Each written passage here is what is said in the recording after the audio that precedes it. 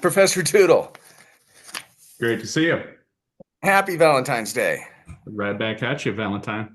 Yeah, that cracks me up. Now it's okay to be what is that called? Platonic? I mean, buddies. We can be Valentines, can't we? I bought Yeah. Valentines for my kids Yeah. mostly because my dad did for me. So Yeah, love that. But this is the manly era, though, so we've got to do it with a deeper voice and say "I love you" in a yeah, manly, brotherly kind of way.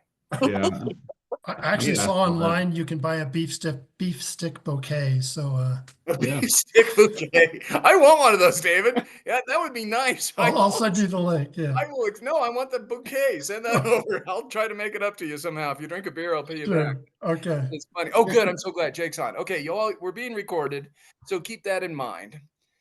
Professor Tootle, today's the day to celebrate love because it's Valentine's Day. And I kind of like this holiday, actually. I know some people don't like it because of some bad relationship. I get it.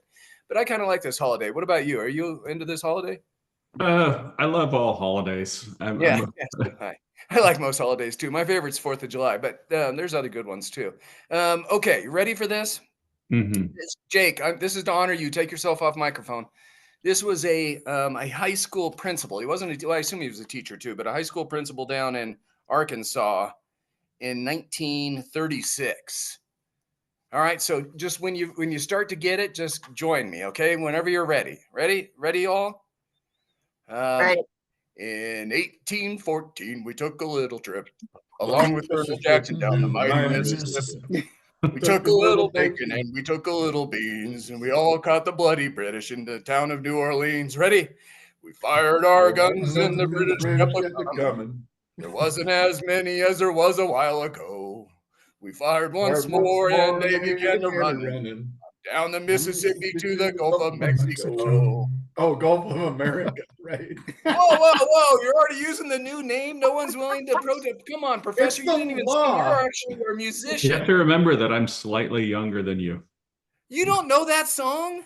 I remembered I it a little barely bit. remember it. I It sound wasn't. familiar, but It wasn't burned into my brain the way You it was. guys, it is People the who were top just even 5 years 25 older than me. top Yeah. 25 songs in all time. It won the Grammy in 1959.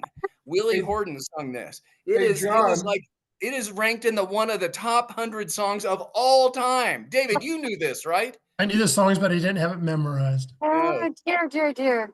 Hey, John, in keeping with the poetry and the lyrics of the song and splitting the difference, can we call it the Gulf of Amigo? I like it. Yeah, that's a good name for the Gulf of Mexico. Gulf of Or Gulf of Amigo. America. I don't really care what you guys call it. Now, if you don't mind going off mic for all a little bit while I interview the professor. Professor, Yeah. that song brings up to me, who the heck is in charge? Clearly, it's just Trump. Trump can make the whole world say it's Gulf of America on a whim, or maybe maybe he's been thinking about this for decades. The president of the United States is clearly omnipotent and can name anything he wants. I'm going to insist on John. He can call me whatever he wants, but my official name is John. But isn't that true? The president can just eat it like a king. Something is now this. Yeah. Well, I'd say maybe it's time to rein in some of this executive power. Okay, but it started with him. Trump is the first one that did this, right? No, Obama What? did. Who? Obama? Yeah. Well, but before Obama then. But I mean, did presidents just name things? Well, I mean, it was usually done with some modicum of decorum, the idea of doing it as a blatantly political act in order to please your political supporters, that really started with Obama. But Okay, before I never that, went. there was, Okay, so it was Obama. You're not blaming Trump. You're blaming Obama right. because he couldn't Doesn't get Congress to act, or what? What's that? No, he just did it because there was no law. I mean, like many things in our government, if there's no law against it, somebody can move into that vacuum, and if you're willing to break a norm, It's just a norm. It's not breaking the Constitution. It's just breaking a norm. Right. And so we're not really still mad at Obama for doing it, or are we kind of mad because it starts a bad precedent? Well, I guess I'm still mad about it because breaking those precedents then requires the government to move in and make a new rule, and then we all have to live by this new rule. And I would definitely Which prefer a just makes world where we just did the right thing without needing because it's the right thing to do, not because we're being forced by the law. I always think of this letter from John, getting back to the Puritans, as I often do, letter from John Winthrop during the founding of the Massachusetts colony. And he was constantly fighting about, and this might surprise some people, that they had relatively few laws. And it was because they didn't want laws regulating the behavior of the citizens. They wanted the church to be regulating the behavior of citizens, and even more so, they wanted the individual consciences of the citizens to be regulating their behavior. And it's sort of every law is kind of represents a social failure in a way. So we didn't need a law about presidents naming things, but once Obama starts doing it, it's like, well, I guess now we need a rule about it. Well, now, how about a nuance? Who was it that I think it was Biden? A couple of the military bases, and I think I went to basic training in Fort Jackson, and I think it's still Fort Jackson, but a bunch of military bases. I think they were in Texas and where's Fort Bragg? Well, I don't know. Fort Bragg was Fort Victory for a few years. Now it's back immediately to. Well, and this also bugs me too. Like, those forts should have never been named. I guess if we want to blame somebody else, we can blame Woodrow Wilson. Because he named them. Why do you name them the names that he named them? There was this movement after the Civil War, that the sort of the nice version of it was called reconciliation. And this was what would appeal to a fair-minded person. You'd simply say, well, we don't want to continue to bash the South, so let's be fair and let's not let's make cultural concessions to the South. But well, Professor, I hear this snark in your voice. Without the snark, I actually like that. We can't just beat up on, have a civil war and kill people and burn their cities, etc., and win, and then just keep them downtrodden forever. I mean, at a certain point, we have to give forgiveness or redemption. I'm not saying to keep the South downtrodden, but I certainly would have been fine with keeping the rebellion destroyed, because I wouldn't agree with any concession, because every one of those concessions ended up distorting American history, and distorting the American legal system. And because they cared about it a lot more, they fought to rename all of these place names. And I mean, I find it absolutely bizarre and one of the first times I really got in trouble on the internet was when during Hurricane Katrina, I wrote that Hurricane Katrina had damaged the Jefferson Davis Presidential Library, and I wrote something like, God. Well, I wrote what God has started, the Army Corps of Engineers should finish, and people said,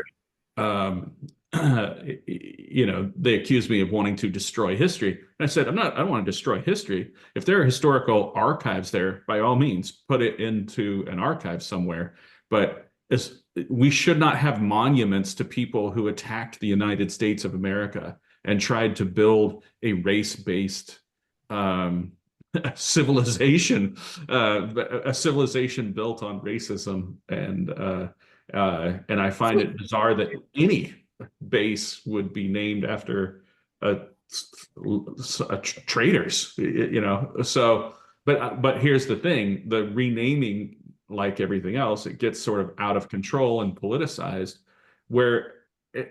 I find it strange, because a dose of common sense would have been sufficient. We act like we don't have any tools for figuring out why a monument was built, and you just say, look at the side of it. It usually says, is this being done to honor the rebellion? And then go back and look at the newspaper articles at the time. Who paid for it? What kind of speeches were given at the time? And anyway, sorry, it drives me nuts to get it back into this issue. You wrote a pretty sophisticated piece on why we shouldn't keep up monuments in the South honoring the rebellion, the treason, the the separation for the war against the United States. Yeah. Right? You've written a pretty good treatise. I've written on that. about it a lot over the past 25 years. Yeah. I don't know Yeah. which one you're referring to, but I've definitely written about it. I'd like you to summarize and put that on Substack, but that's a different story. So, Professor, let's switch gears slightly. The president, President Trump. Yeah, we own Gaza. It's ours. Is that law, or who's going to stop us if No. we just say no, it's ours? Yeah. Well, I mean, just like there are some things that are, you could call them policy, but even the declared policy of the United States doesn't make it reality. So whatever the president says, that's our foreign policy. Okay, well, so it's ours now, huh? No, because we can, it's like we could declare that Cuba was free in the Spanish-American War, but it didn't make it so. We had to go and actually, fight a war and in order for Cuba to be freed from Spain. So no one stops us. Merely declaring things doesn't do things. We didn't do anything. It's like Michael Scott declaring bankruptcy in the office. You can just walk out of your office and say, "I declare bankruptcy." Yeah, that's right. And I've also the Little Prince has some really nice chapters on this kind of thing. If you've ever read that little novella, it's really nice. But if no one stops us, I don't know who would stop us. Arab countries or the UN. UN wouldn't stop us. I mean, who would stop us if we said this is ours? Who would stop us? In the real world, what stops us is spending money, moving human beings around. Wait, who's that? What do you mean? Like you and me, or who in the real world? Who stops that? You would say, I mean, who stops it from happening? Well, it's clearly Gaza exists. It's a piece of land. If President Trump were to say, okay, we now own this, it now belongs to us. The next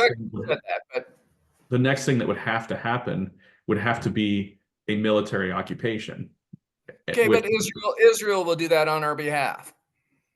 I mean, again, well, then the person who's going to stop us is the Israelis.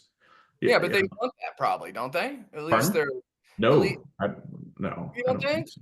The hardliners, at least. You probably, there are probably some hardliners in Israel. Okay, so let me but certainly not the vast majority of Israelis. Right. Let me switch gears a little bit more in a different way. Well, we should mention Canada. Hey, we want them to be a 51st state. How would that be done? Or actually, it would be the largest state in the country. It'd be California. I don't quite know how it would just be one state, but how would that happen? How Hawaii and Canadians would have to renounce their national sovereignty. And, so what, they'd have to vote? Yeah. Okay. And they would then have to, go through the process of applying to become a territory. Have you ever studied that? What's the process? Well, it's happened in a lot of different ways. I guess the easiest and fastest way would probably be through joint resolution of the Congress. So we'd have to have some sort of binding vote of the Canadians where they would apply, say they would like to become part of the United States. And then we would have to have a resolution, probably the easiest way, like I said, would be a joint resolution of Congress agreeing to, pass a bill for Canadian. All right, let me interrupt Constitution and statehood. Let me interrupt you then. I just listened to a nice little clip from the Speaker of the House, who I, by the way, generally like. I think he's a fairly decent sort of guy. He's not my public policy, and I think he's wrong on a lot of stuff. But this one, I'll send the clip on. It was talking about the role of the president versus Congress, and what's constitutional or not, and that should the Supreme Court, should the courts even have a role? Because the president said some pretty harsh things, and the vice president did as well about courts.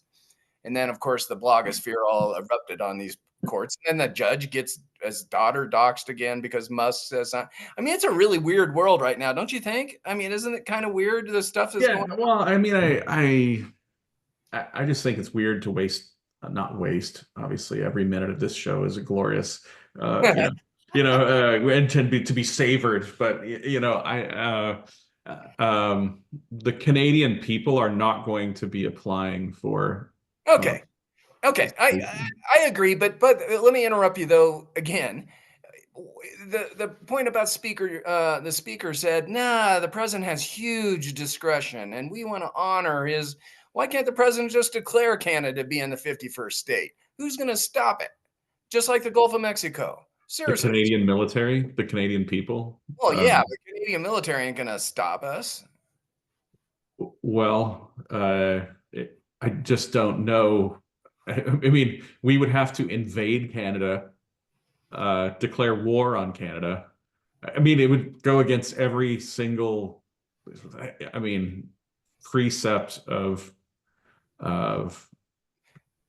You're just saying it ain't going to happen. law. Yeah. I mean, Trump wants to do it, and so dating back to the Northwest Ordinance, which predates the Constitution. This would be a legal impossibility. Okay, and we'll go to Bart in a second. Thanks for taking yourself off. How about Panama? Say we want it again. President declares that we shouldn't have had that treaty. He's canceling the treaty. It's ours. Yeah. Also, you can't do that either. Why can't he cancel a treaty? I thought presidents cancel treaties all the time. Again, for a guy who says that he doesn't like military occupations, many of the things that he has stated are not going to happen without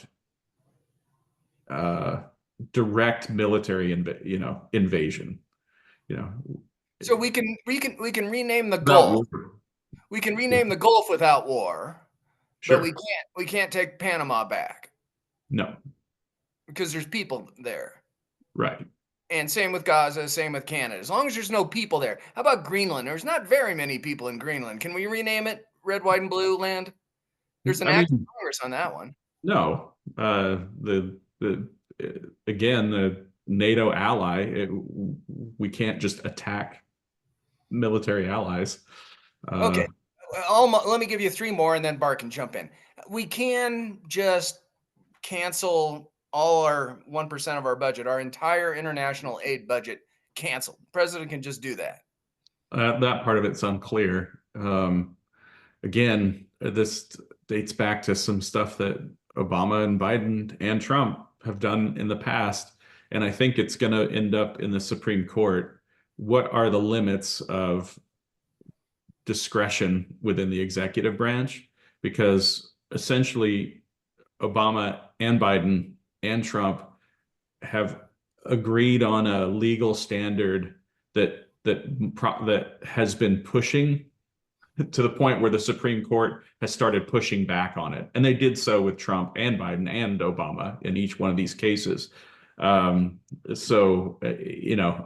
to completely obliterate that standard is probably going to require a big Supreme Court case that settles this once and for all. Does the president have to execute the laws of Congress? What amount of discretion does the president have?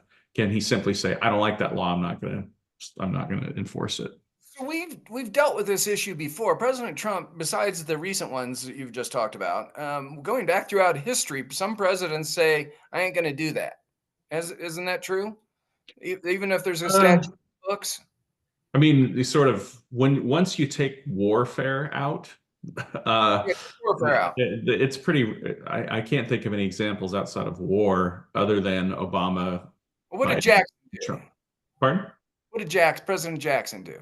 Well, on one hand, he's the president who made a very strong defense of rule of law when South Carolina tried to pass a nullification ordinance and was asked, what do you have a message for the people of South Carolina? And he asked for an authorization of force from Congress, and he was given it. And he said, yeah, if I go, I'm paraphrasing here, but he said, you tell the people of South Carolina that when I get down there, I'm going to hang the first person I find on the first tree I find. if they're engaged in such treasonable conduct against the laws of the United States.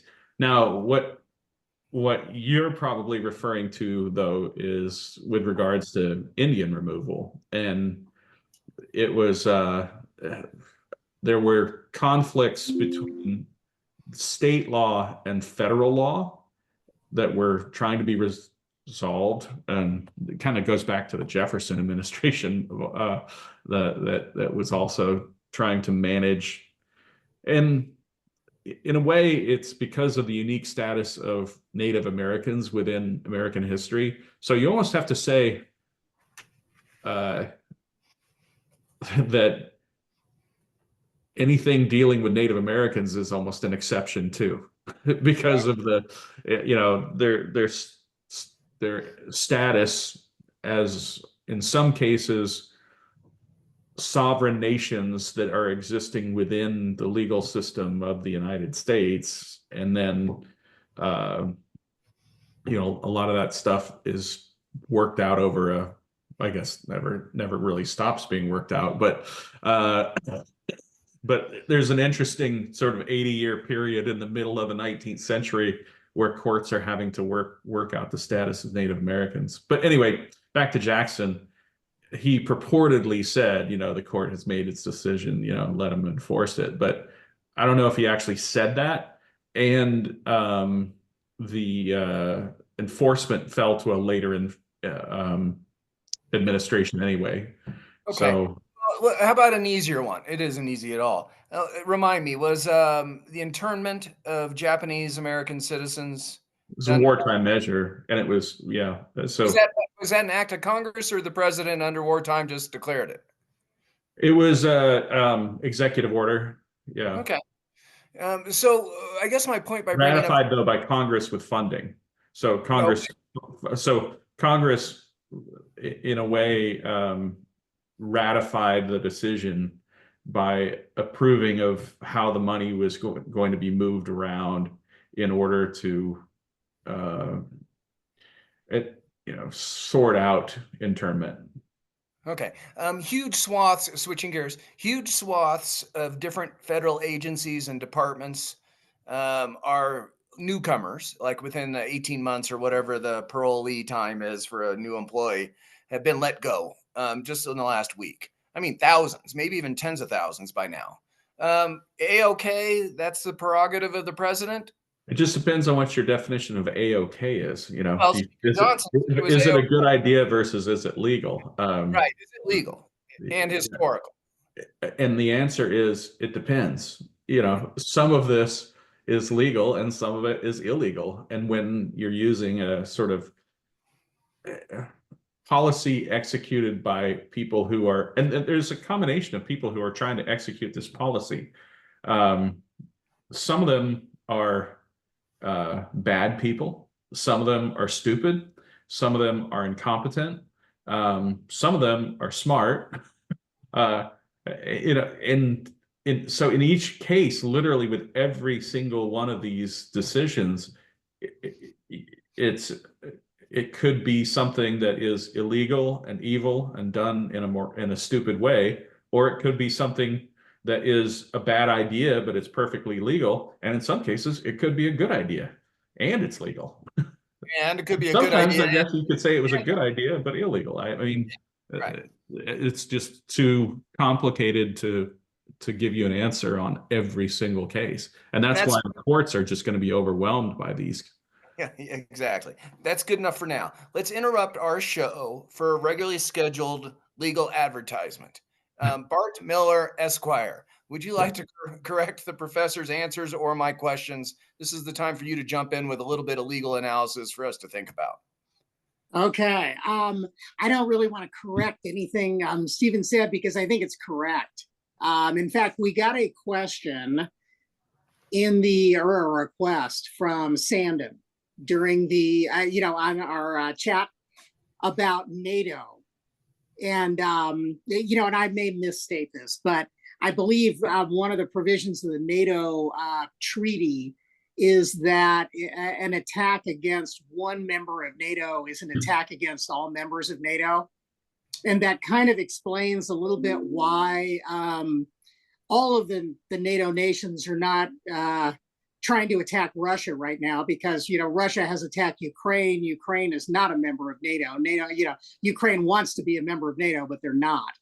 One of the things, Stephen, that you didn't say about international law that I have always thought is very interesting is that basically what's evolved over the eons, at least in my understanding of international law, is that eons is how long?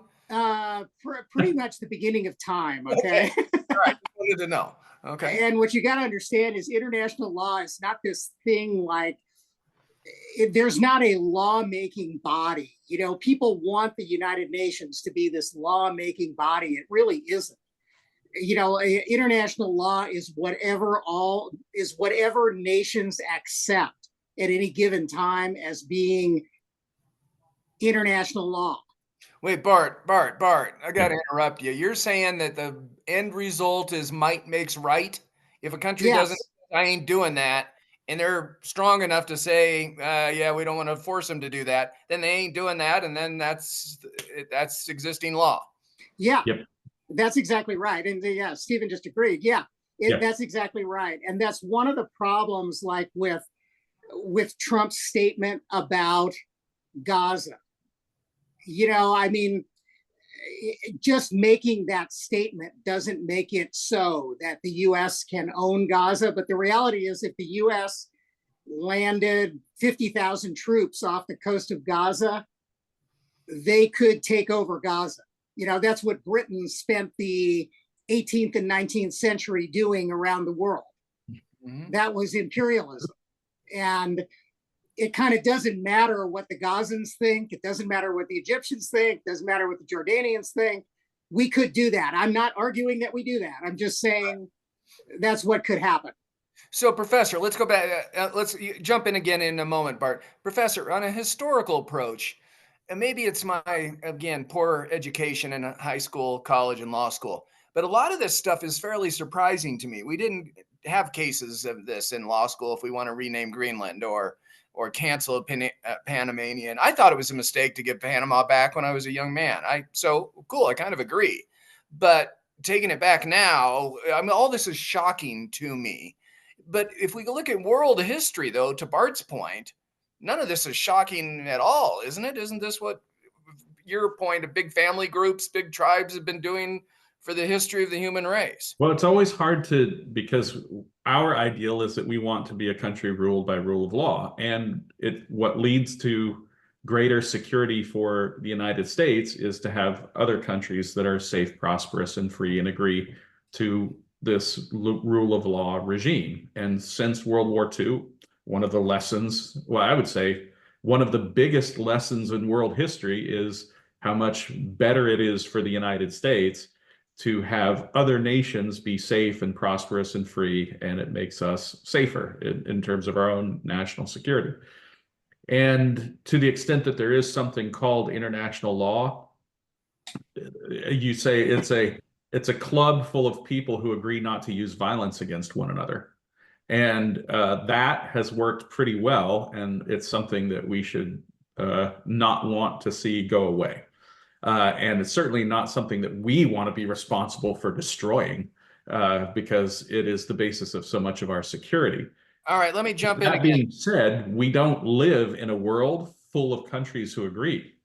So we still have to be prepared and live for this world where, we can have negotiations with Great Britain, but you can't really have, the extent you can have negotiations with Putin, but you just know that it doesn't matter.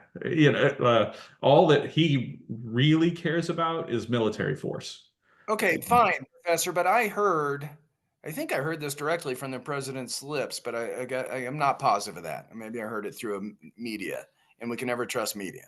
We can trust this podcast, but not other media. So, Professor, I'm pretty sure I heard President Trump say he and President Putin are just going to solve this. They can figure Ukraine out. They're just going to solve this. And then with more questions, they go, well, wait, what about Ukraine? And then he did back up and go, okay, yeah, Ukraine, we'll listen to them a little bit. Oh, isn't it practically true that the president of Russia and the president of the United States can actually agree to just end this war? They could agree to whatever they want, but the question for the Ukrainian people is like, who cares? You know, yes, they would like American aid, and yes, they in some instance need it, but whether or not, you know, in order for you can't just unilaterally declare peace, right? In order for there to be actually like peace, Ukrainians would have to agree to whatever. Even if our two presidents, our president and Russia's president, get together and say, these are the boundaries of your new country, and this is now Russia, we declare it.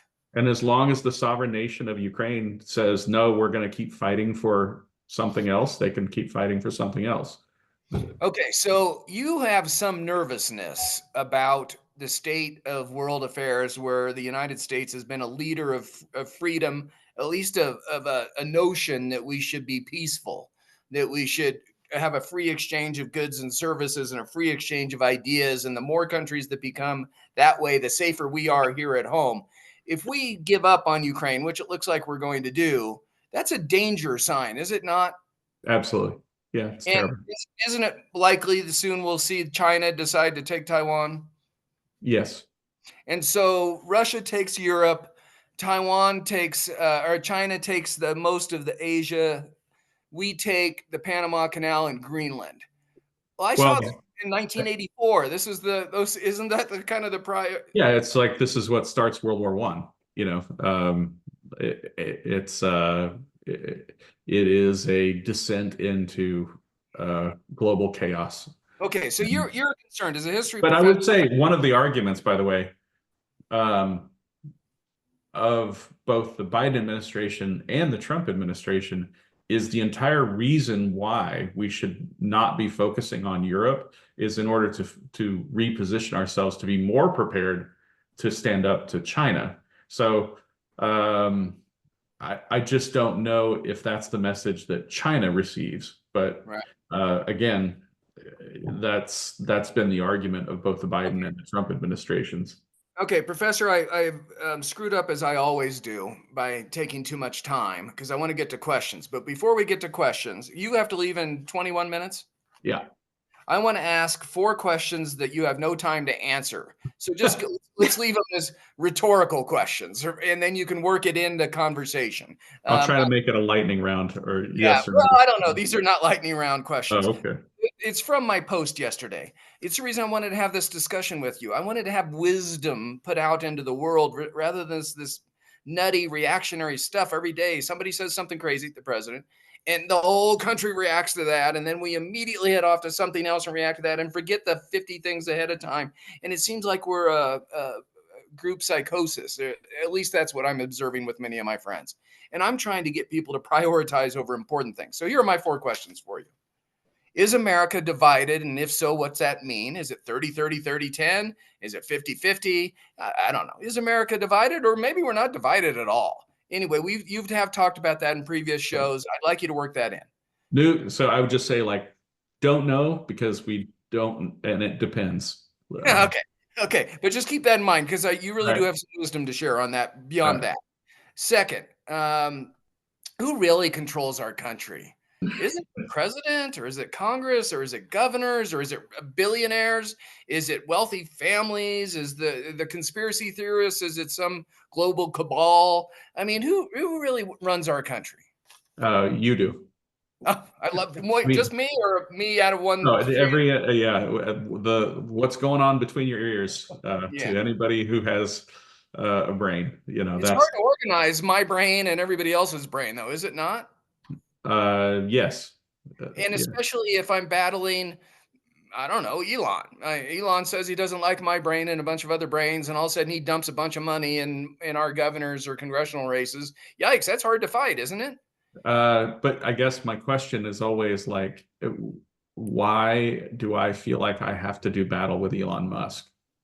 Lovely. You know, cool. what's he actually doing to me that makes me feel like I have to? Love that. Now there are folks that have semi good answers on that, but that's a really good distinction. Next question.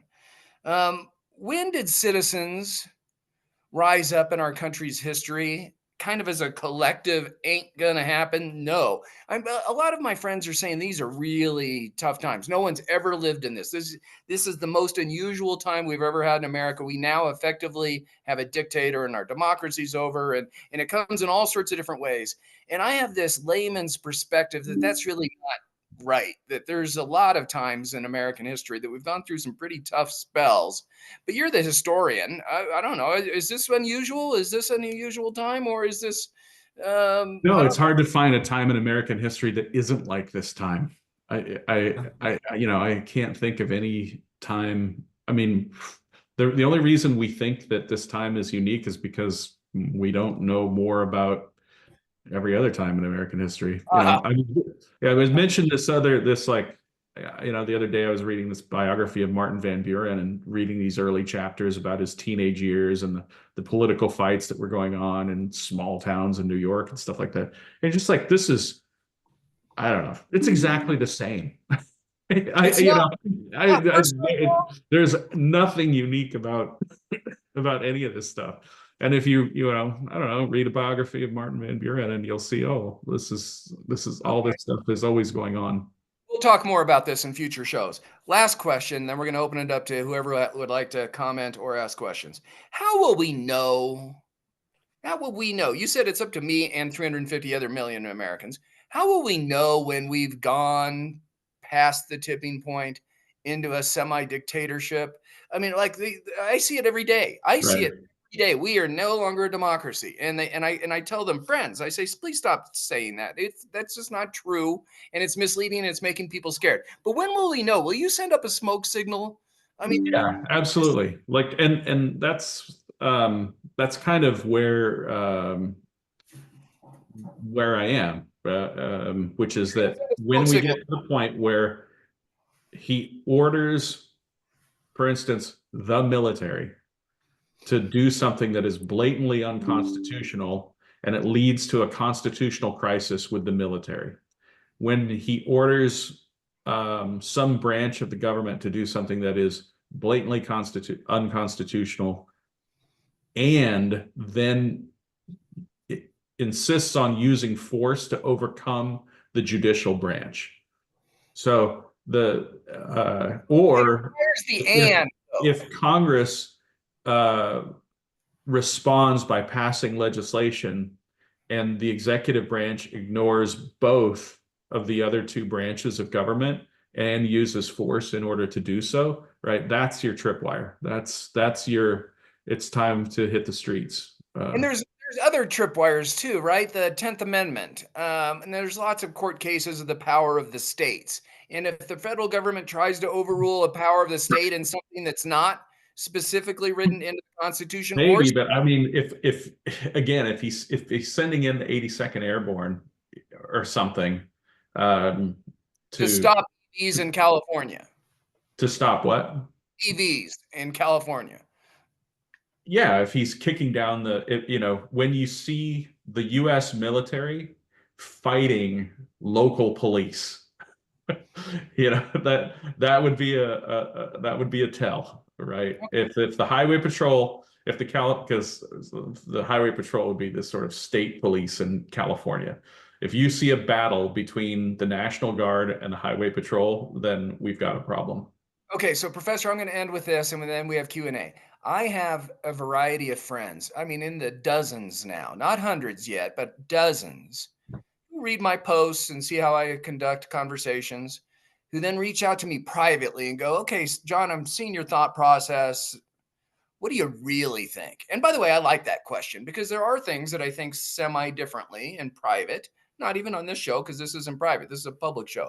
But there are things I'm willing to talk to about a friend when we're having breakfast together in my home. When you come out to Colorado again, please. You and I will talk in a slightly different way than we will online. It's kind of human nature. It's none of the people's business what my deep thoughts are about this issue or that.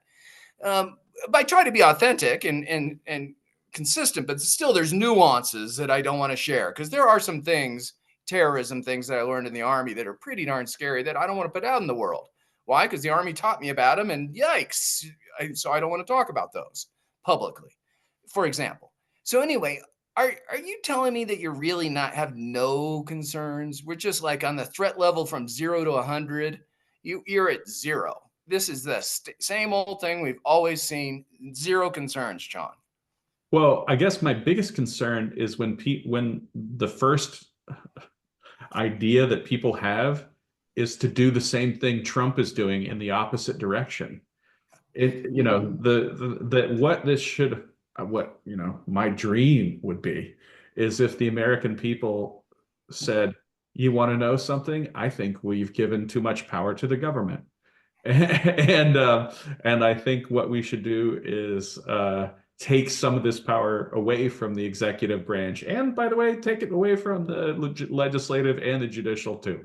In every one of these cases, to take more control over our own lives, rather than saying, well, what we need is our own dictator, because that's how you got Trump, right? As my friend Tom Brasino, the historian, many years ago, he had the best line to somebody who was anti-Trump and advocating, can't wait till, Biden comes in and, acts like a dictator for us. And, Brasino said, well, you must love Trump because this is how you get more Trump. That if you keep advocating that what we need is a dictator to shove our beliefs down the throats of our fellow citizens, then what you're going to get is, a series of reactionary dictators. And I'm against that. Yeah, Professor, I had a friend who said what we absolutely need in America is that people, when they break the Constitution, we need immediate and severe penalties on whoever breaks the Constitution. And I said, actually, our whole system is designed the opposite, that we don't want immediate or severe sanctions on someone breaking the Constitution. We want it to go through the process. And that takes a long time. Smart people should also, for whatever you advocate for, you should know that you could ruin your own cause by getting the wrong case before the Supreme Court. There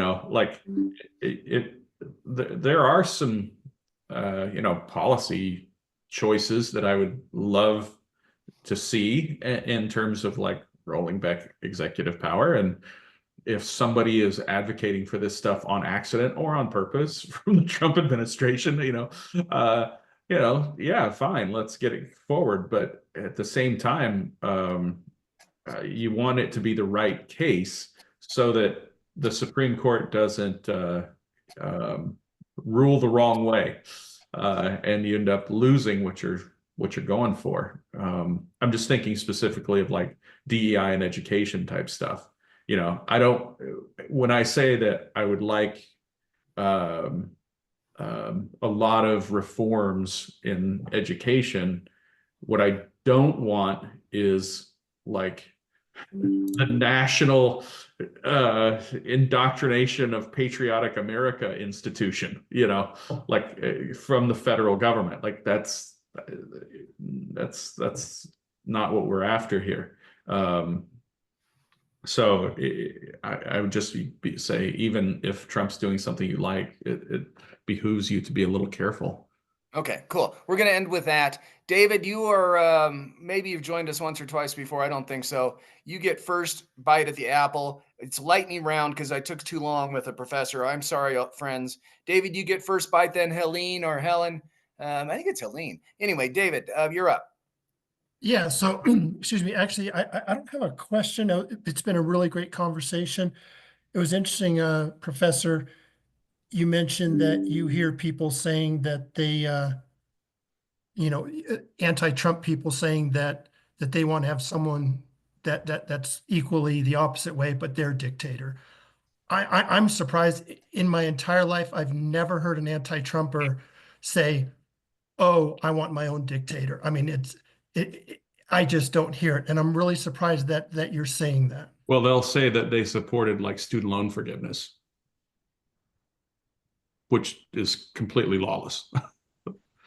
I see what you're saying. So you're saying indirectly through certain actions and things like that. I see what you're saying. Advocating for policies that are as lawless as a Trump policy, but if it's something that you're in favor of, you don't see it, you don't protest it.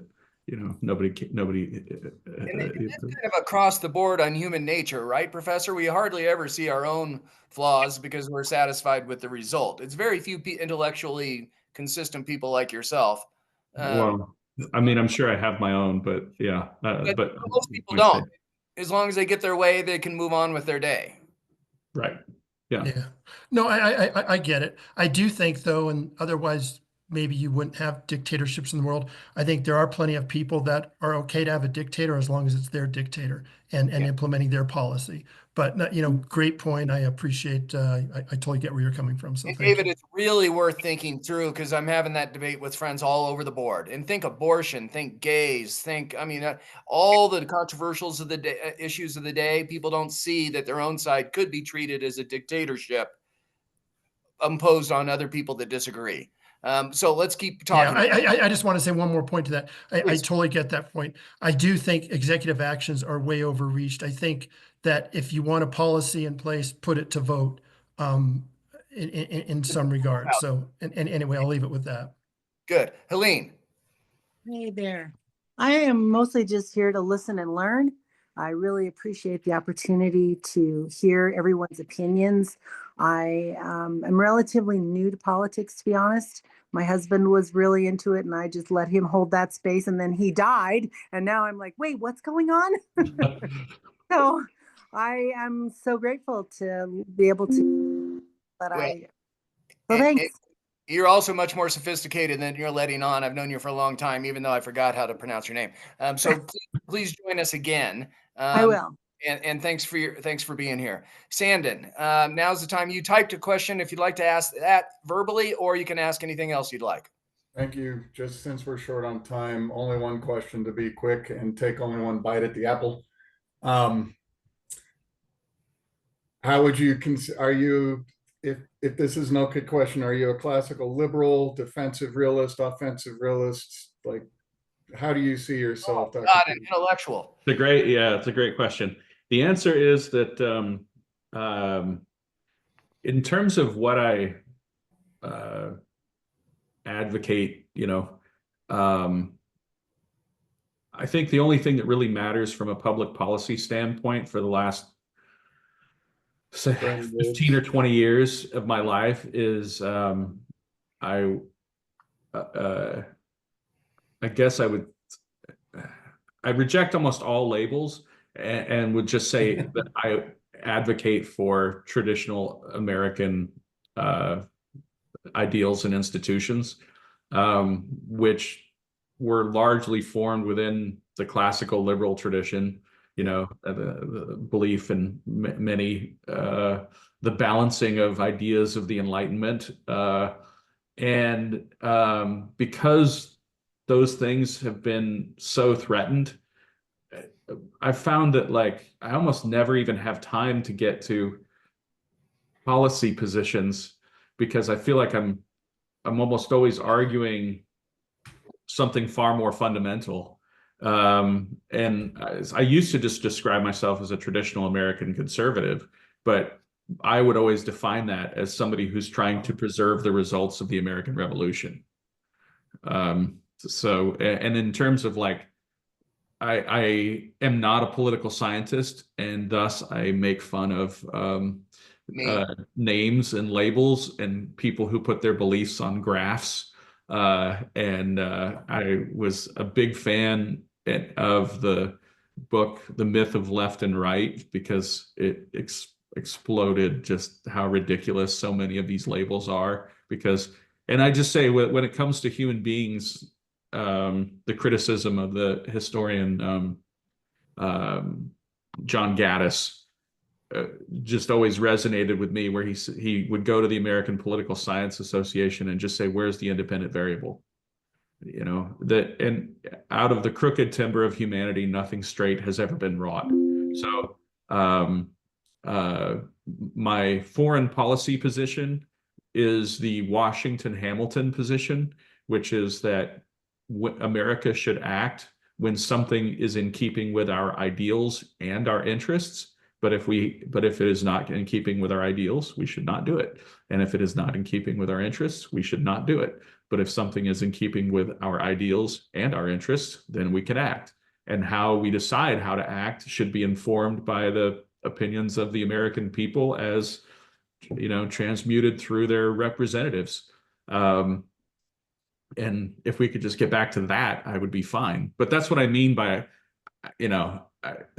so many people now are advocating for breaking norms that I almost never even have time to get to the part where we even discuss the policy issue. I'm just trying to get them to agree to follow the rules. Professor, like we never get to the part where it's even a good idea or a bad idea. And if I may just quickly, John, Yeah. first of all, thank you, sir, for your answer. Just, I am aligned with what you're talking about. And I guess the way I deal with labels is, what's the situation right now? So right now, this moment, I'm a defensive realist, I'd say.